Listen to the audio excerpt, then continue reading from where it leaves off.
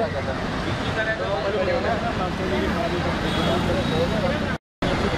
जरा बाहर के काम कर रहा था, हो गया मेरा नाम।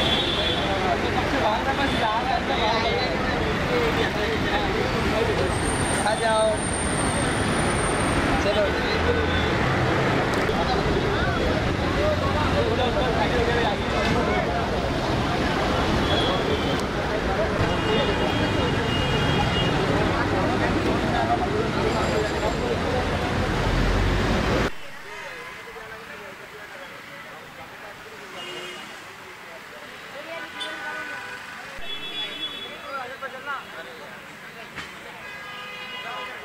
डॉक्टर बाबासाहेब आंबेडकरांचा जय हो, छत्रपती शिवाजी महाराजांचा जय हो, महात्मा ज्योतिबा फुलेंचा जय हो। काय मेसेज आहे? आमच्या संस्थे राष्ट्रीय जनसेवा संस्थेतर्फे आम्ही काही वेगळा करायचा प्रयत्न केला। सर्व डॅन्स वगैरे जल्लोष करून साजरा करतात। आम्ही ब्लड डोनेट ठेवून साजरा करायचा प्रयत्न केला आणि अन्नदान। तर याच्या नंतर पण आम्ही वेगवेगळे यांनी साजरा करायचा प्रयत्न करू।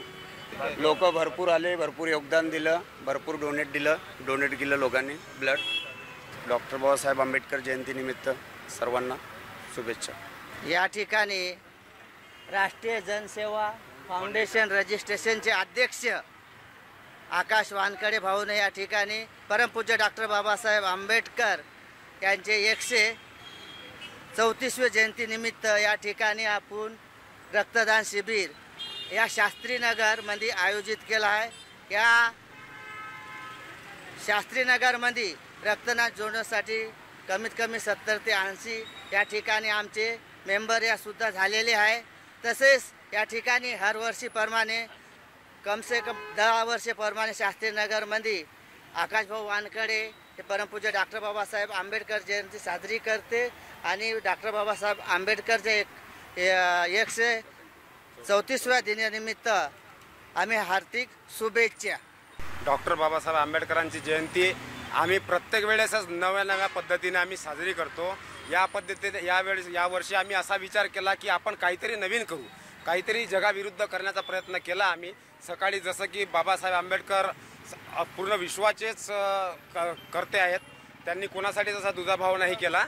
त्याच्यामुळे आम्ही तिरंगे झेंडे बांधून रॅली काढली। त्याच्यानंतर रक्तशिबिराचा कार्यक्रम आम्ही 11:30 वाजतापासून चालू केलेला आहे। 4 वाजेपर्यंत आमचं टार्गेट पूर्ण होईल असं आम्हाला वाटते। आणि आकाशभाऊ वानखडे यांचं खूप मार्गदर्शन, यांनी आत्तापर्यंतच्या जयंतीतली ही सगळ्यात बेस्ट जयंती यांनी इथे साजरी केलेली आहे आणि ही याच्यानंतरही याच्यापेक्षा जास्त बेस्ट होईल अशी मी आशा बाळगतो। आणि बाबासाहेबांची जयंती ही नवनव्या प्रकारे नवनव्या विचारांनी साजरी व्हावी अशी मी आशा बाळगतो। जय भीम। बाबासाहेब आंबेडकरांचा जय हो। आजचा दिवस आम्ही खूप चांगला करतोय आणि अख्ख्या जगाला ही माहिती झाली पाहिजे। बस, जय भीम। बाबासाहेबांची जयंती आम्हाला साजरी तर करायचीच होती, पण वेगळ्या पद्धतीने करायची होती। कारण की माहिती आहे का, आम्ही रक्तदानाचं तर ठेवलंच, पण आम्हाला सकाळी रॅली काढली। त्याच्यानंतर रक्तदानाचं आम्हाला एक टार्गेट होतं की आपल्याला 40-50च्या वर म्हणजे 80 पर्यंत करायचं आहे। ते टार्गेट आम्ही सक्सेसफुल करणारच, हेच टार्गेट होतं।